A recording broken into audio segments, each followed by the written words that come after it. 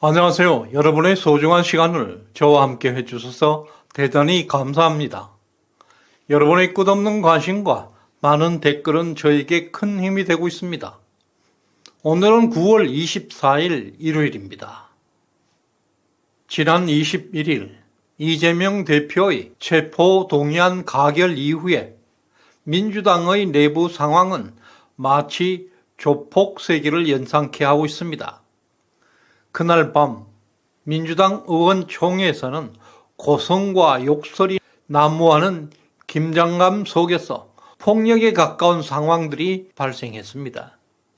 결국 박광원 원내 총무가 사퇴하는 굴욕적인 사태로 마감되었습니다.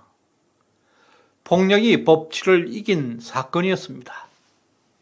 현재 민주당은 파소주의와 같은 위계 질서가 지배하는 무서운 전체주의가 재림하고 있습니다.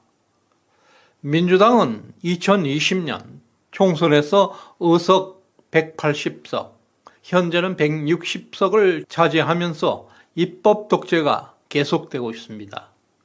그럼에도 불구하고 이재명 대표는 자신의 구속 위기에 직면하면서 당대표 자격을 상실하고 있습니다.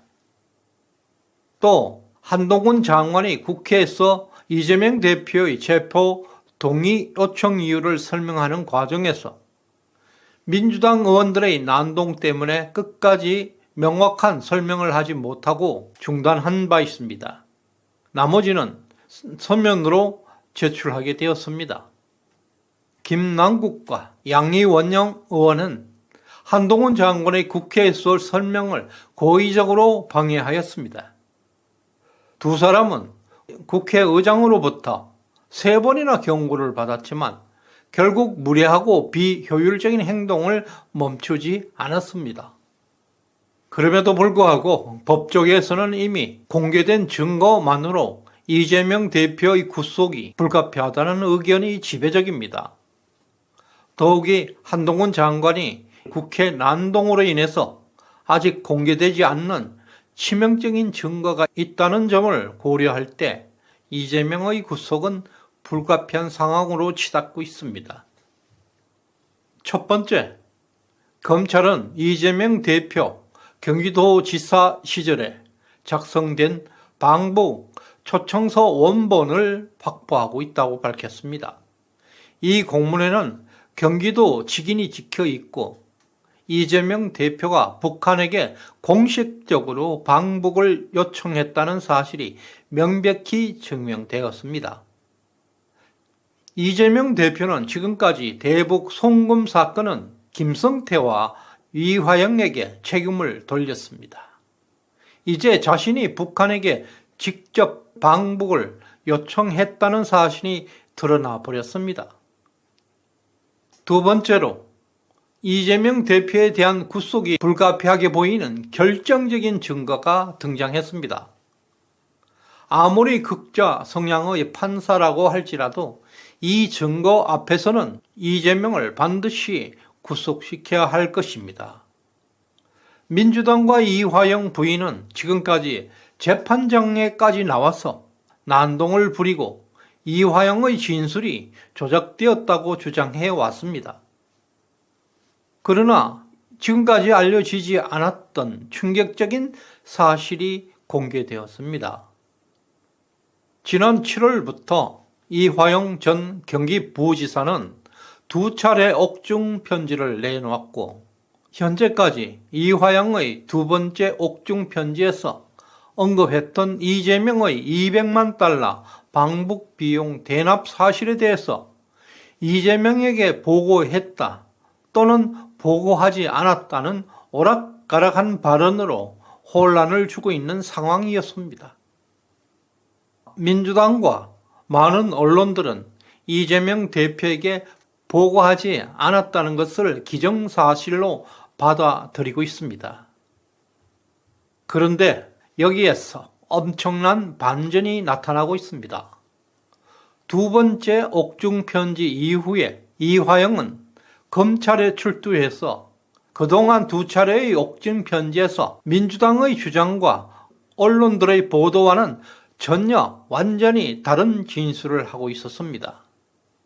이화영은 처음부터 한결같이 일관되게 이재명에게 보고했다는 진술을 하고 있다는 사실입니다. 이 정보는 21일 체포동의안 처리 당시 한동훈 장관이 끝끝내 공개하지 못한 내용 중에 하나로 알려지고 있습니다.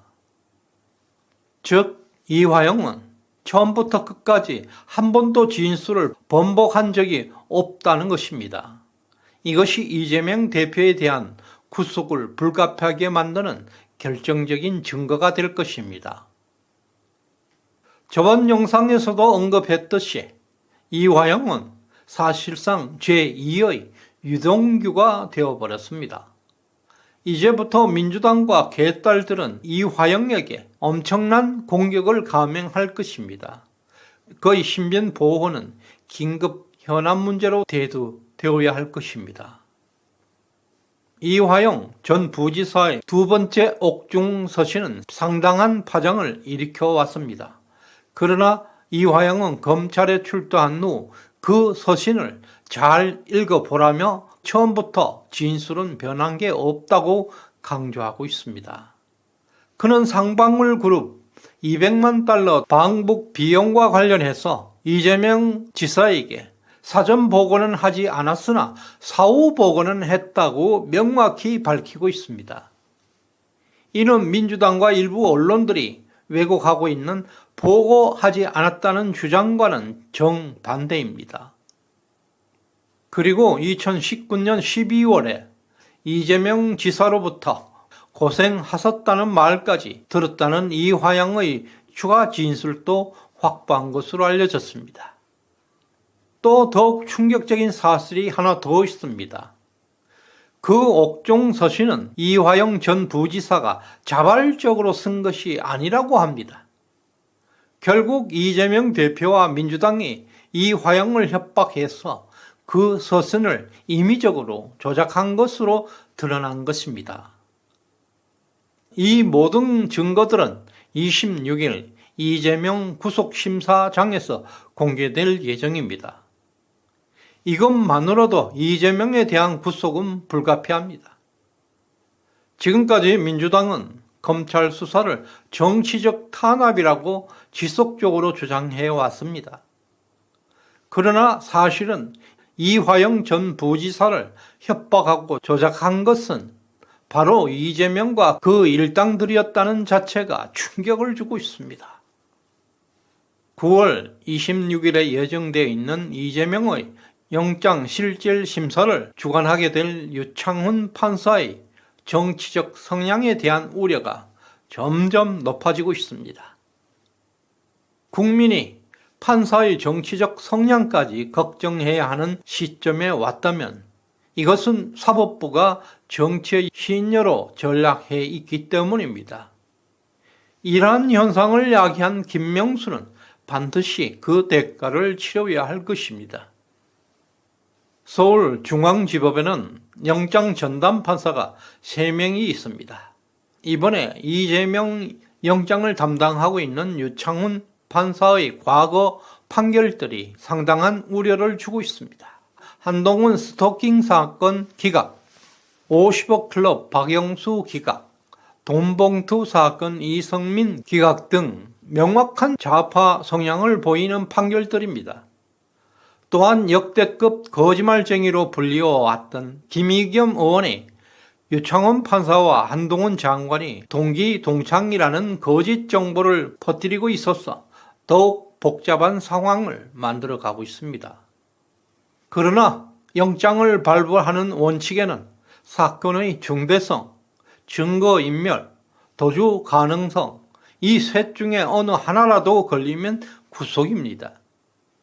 이미 사건의 중대성과 증거인멸은 1000% 분명한 만큼 구속은 100%라고 볼 수 있습니다. 이런 상황에서 민주당 일부 세력과 개딸들이 100만 명 탄원서를 받고 있습니다. 좌파 언론과 국영방송을 동원해서 정치 탄압으로 몰아가면서 총력전으로 판사를 압박하고 있습니다.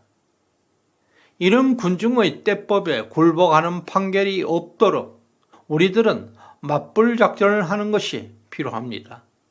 26일까지 적극적으로 댓글도 달고 좋아요를 누르고 여론전에 밀리지 말아야 할 것입니다. 나비의 작은 날개 짓이 태풍을 일으키듯이 한 사람의 작은 노력들이 소중한 시점에 와 있습니다. 오늘 도움 주신 문혜숙님 진심으로 감사드립니다. 끝까지 시청해 주셔서 고맙습니다.